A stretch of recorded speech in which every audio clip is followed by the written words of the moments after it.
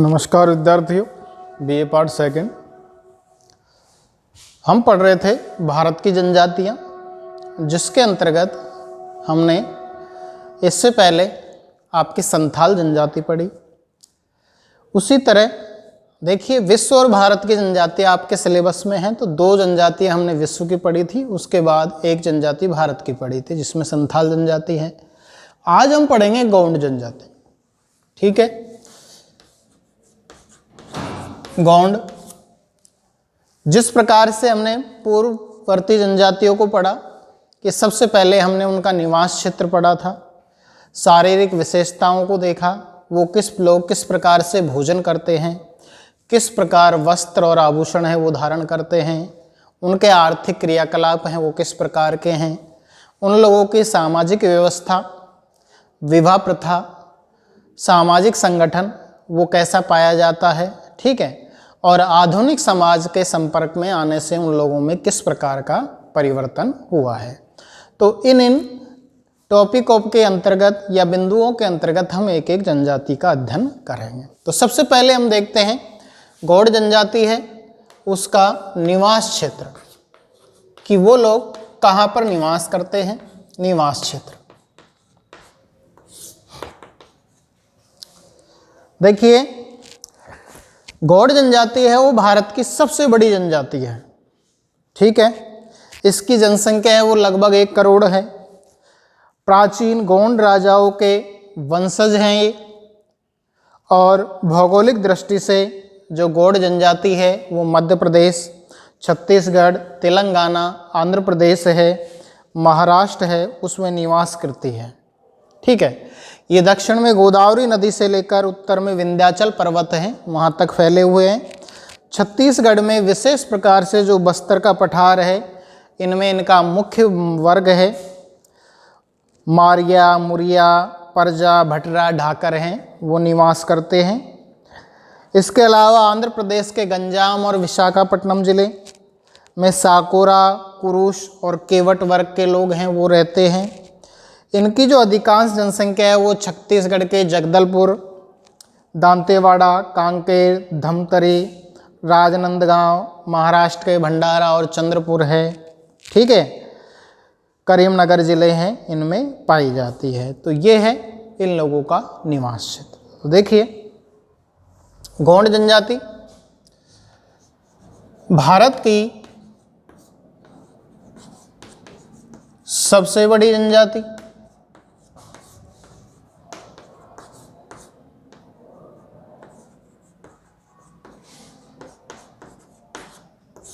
ठीक है, इसकी जनसंख्या है वो लगभग 1 करोड़ है।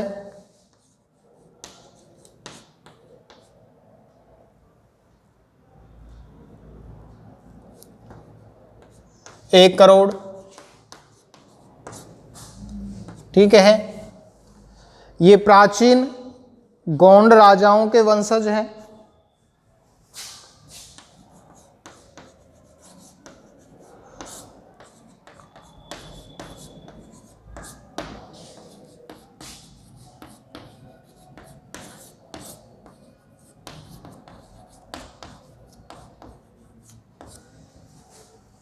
ठीक है, भौगोलिक दृष्टि से गौड़ जनजाति है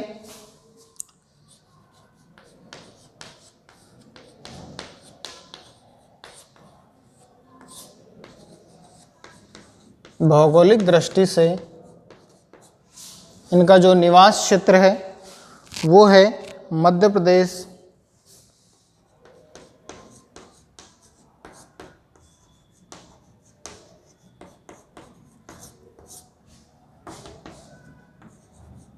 मध्य प्रदेश,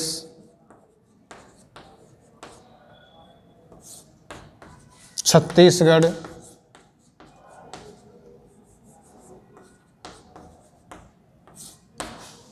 ठीक है, तेलंगाना है, आंध्र प्रदेश है और महाराष्ट्र। तेलंगाना, आंध्र प्रदेश,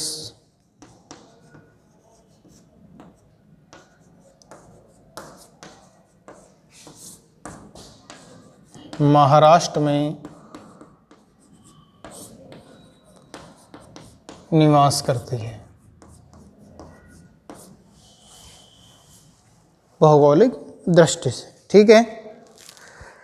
ये दक्षिण में गोदावरी नदी से लेकर उत्तर में विंध्याचल पर्वत तक, ये दक्षिण में गोदावरी नदी से लेकर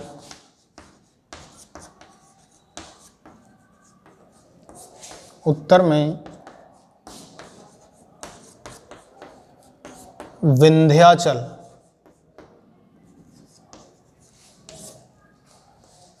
पर्वत तक फैले हुए हैं।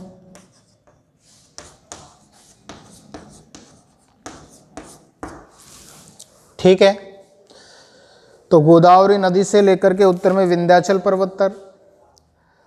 छत्तीसगढ़ में विशेषकर जो बस्तर का पठार है,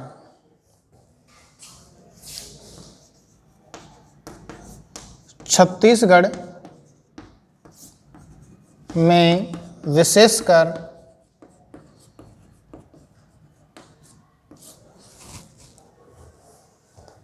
बस्तर पठार में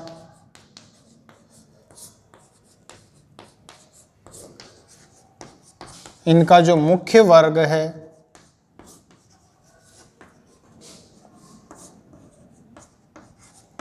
जैसे मारिया है,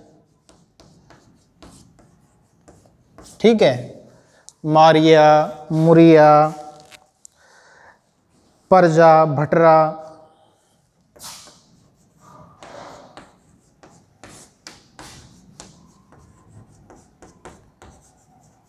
वो निवास करते हैं। ठीक है, इसके अलावा आंध्र प्रदेश के गंजाम और विशाखापट्टनम जिलों में, आंध्र प्रदेश के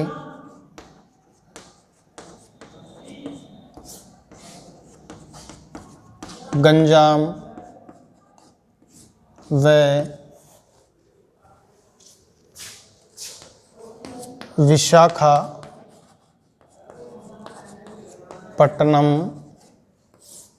जिलों में, ठीक है, तो आंध्र प्रदेश के गंजाम और विशाखापट्टनम जिलों में साओरा, कुरुश और केवट वर्ग, साओरा, कुरुश व केवट वर्ग ये निवास करता है। ठीक है, आंध्र प्रदेश के गंजाम और विशाखापट्टनम जिलों में। इनकी अधिकांश जनसंख्या है वो छत्तीसगढ़ के जगदलपुर, अधिकांश जनसंख्या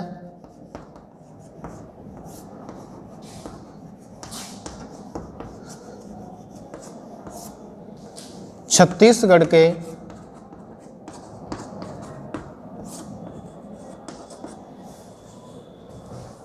जगदलपुर,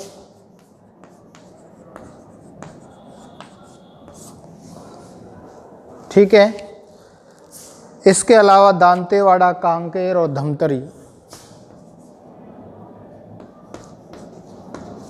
दांतेवाड़ा,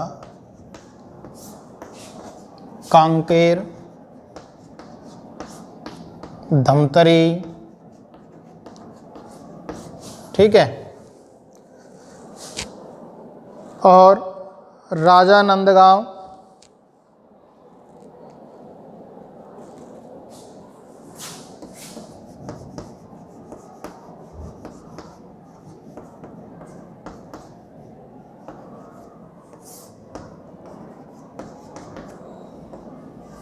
अधिकांश जनसंख्या वो निवास करती है। महाराष्ट्र के भंडारा, चंद्रपुर, तेलंगाना के वारिंगनगर, महाराष्ट्र के भंडारा व चंद्रपुर, ठीक है, तेलंगाना के वारंगल और करीमनगर, तेलंगाना के वारंगल और करीमनगर जिलों में पाई जाती है।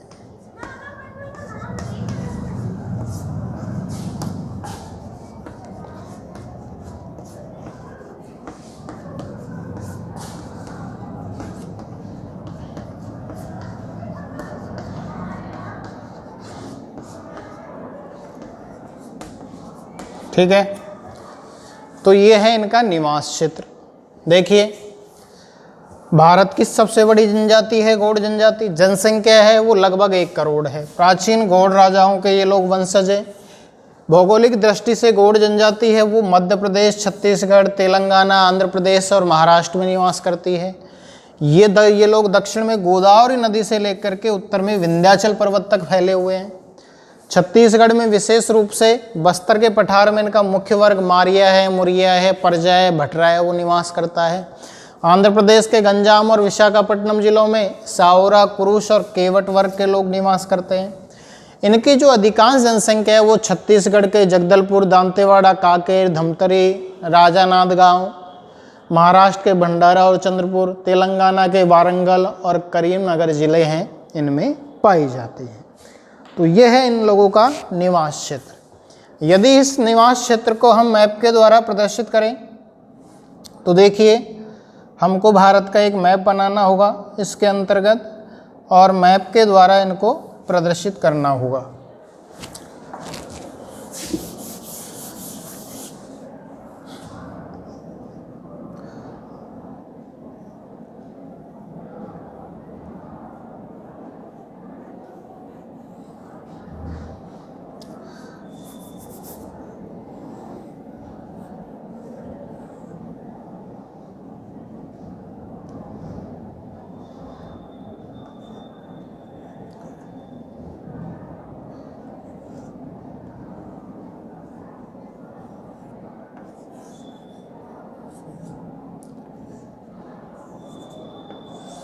ठीक है, इसके अंतर्गत इनका निवास क्षेत्र यदि हम दर्शाएंगे तो ये मध्य प्रदेश का भाग, छत्तीसगढ़ है, तेलंगाना है, आंध्र प्रदेश है, महाराष्ट्र है, इनमें विशेष रूप से ये लोग निवास करते हैं। तो ये है गौड़ जनजाति निवास क्षेत्र।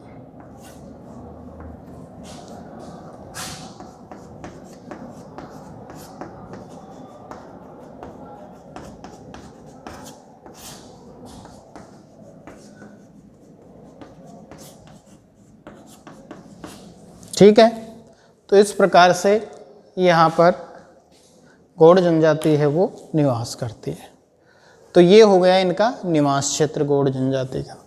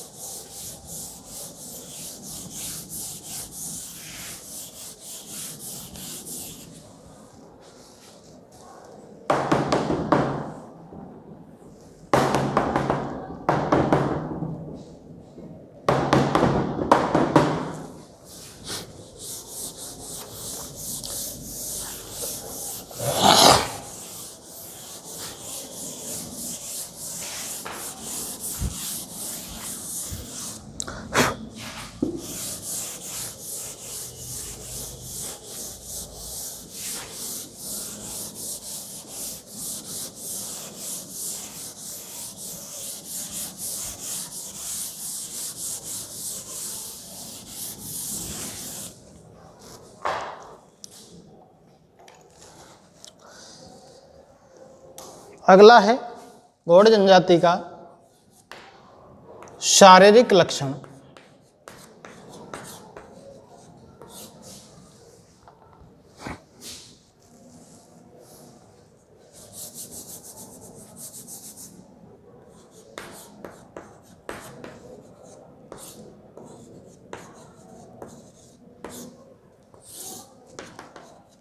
कि इन लोगों के शारीरिक लक्षण हैं वो किस प्रकार से पाए जाते हैं, यानी कि रंग कैसा होता है, कद कैसा होता है, वो बाल कैसे होते हैं, होठ किस प्रकार के होते हैं। तो ये तो देखिए इनका रंग काला होता है, बाल हैं वो काले रूखे होते हैं,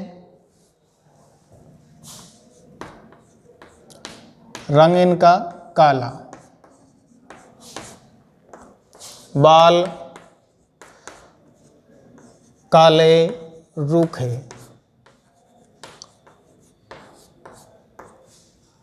ठीक है। अगला, इन लोगों की जो नाक है वो बड़ी फैली हुई होती है, सिर गोल होता है। नाक बड़ी फैली हुई,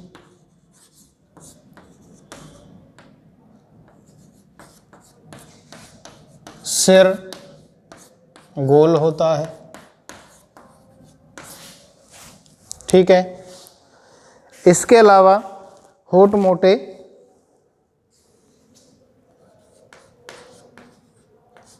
होठ हैं वो मोटे होते हैं। ठीक है। शारीरिक संतुलन, शारीरिक गठन है वो बना रहता है। अधिकांश लोग हैं वो 5 फीट 2 इंच लंबे होते हैं। अधिकांश लोग 5 फीट 2 इंच लंबे होते हैं। ठीक है। इसके अलावा स्त्रियां पुरुषों की तुलना में छोटी होती हैं। स्त्रियां पुरुषों की तुलना में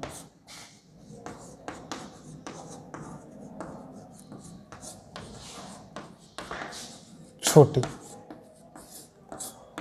ठीक है। तो ये है इन लोगों का शारीरिक लक्षण कि इनका रंग काला होता है, बाल हैं वो काले रूखे होते हैं, नाक बड़ी फैली हुई, सिर गोल, होठ मोटे होते हैं। अधिकांश लोग 5 फीट 2 इंच लंबे होते हैं और स्त्रियां हैं वो पुरुषों की तुलना में छोटी होती हैं। अगला है इन लोगों का भोजन कि ये लोग किस प्रकार से भोजन करते हैं, इनका भोजन है वो कैसा होता है। ठीक है। तो भोजन के अंतर्गत यदि हम देखें तो ये लोग चावल और मोटे अनाज का उपयोग करते हैं अधिकतर। महुआ के ताज़े फल खाते हैं और सुखाकर बाद में खाते हैं। चावल व मोटे अनाज का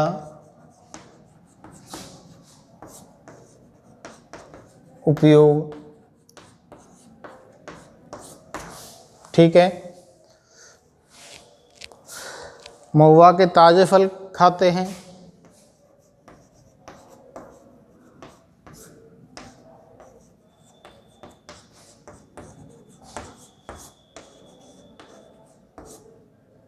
वह बाद में सुखाकर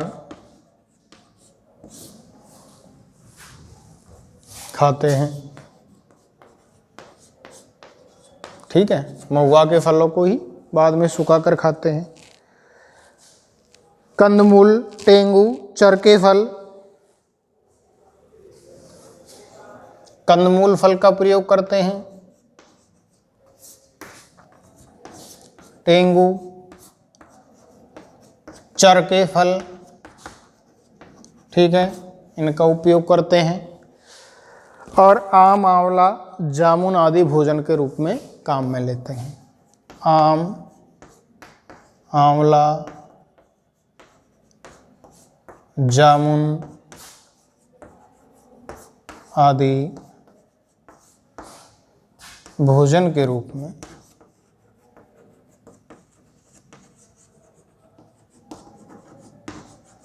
ठीक है। तो ये है आपकी गौड़ जनजाति का भोजन। किस प्रकार का भोजन करती है? चावल और मोटे अनाज का उपयोग, महुआ के ताजे फल खाते हैं तथा बाद में इनको सुखाकर भी खाते हैं। कंदमूल, टेंगू, चरके फल आम, आंवला, जामुन आदि भोजन के रूप में उपयोग है वो किया जाता है। अब है इनका वस्त्र और आभूषण। ठीक है, वस्त्र व आभूषण।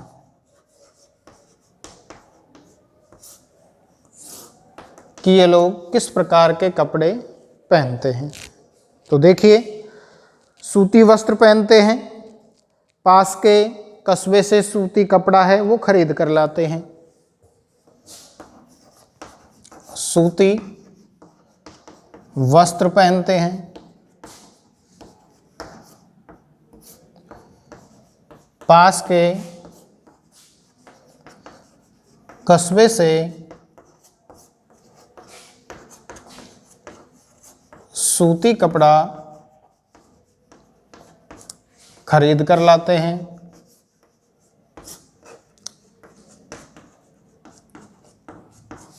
ठीक है, पास के कस्बे से सूती कपड़ा है वो खरीद कर लेते हैं और सूत के वस्त्र अपने गांव में ही तैयार करते हैं और सूत के वस्त्र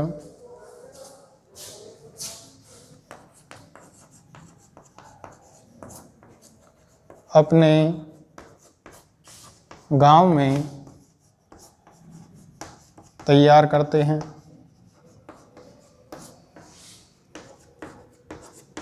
ठीक है, इसके अलावा स्त्रियां हैं,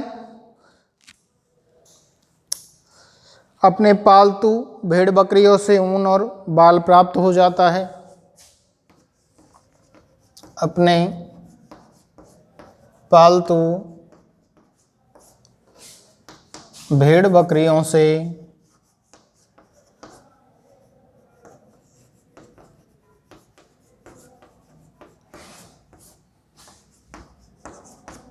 ऊन व बाल मिल जाते हैं। ठीक है, ऊन बाल का उपयोग ऊनी कंबल और बनाने में करते हैं। उनसे ऊनी कंबल बनाते हैं।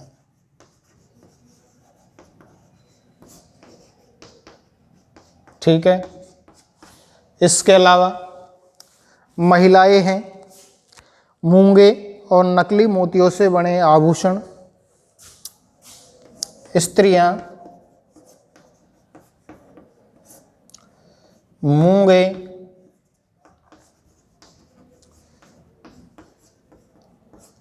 व नकली मोतियों से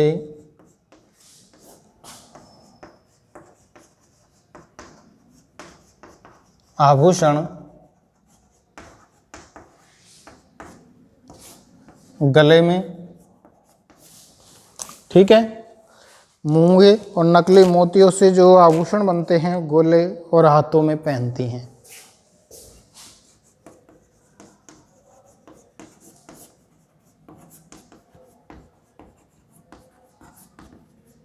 ठीक है, इसके अलावा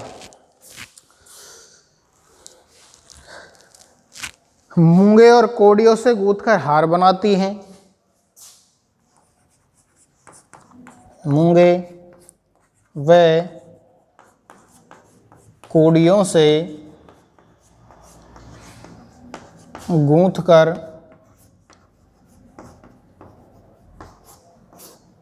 हार बनाती हैं महिलाएं।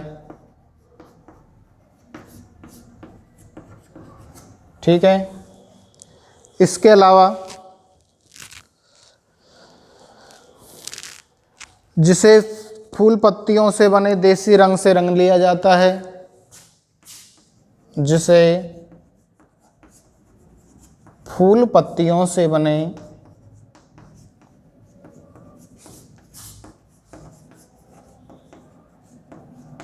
देसी रंग से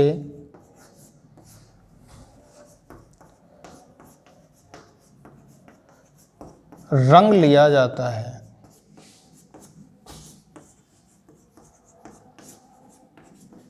ठीक है। तो इस प्रकार से मूंगे और कोड़ियों से गूंथ कर हार बनाती हैं, जिसको फूल पत्तियों से बने रंग है उनसे रंग लिया जाता है। एल्युमिनियम और चांदी की बालियां भी पहनती हैं। एल्युमिनियम व चांदी की बालियां भी पहनती हैं। कौन? महिलाएं।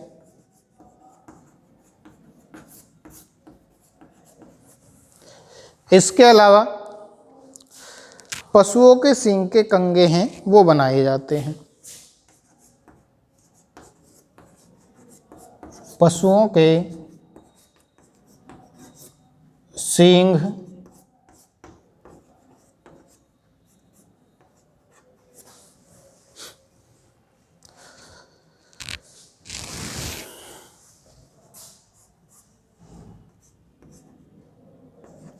के कंघे बनाए जाते हैं।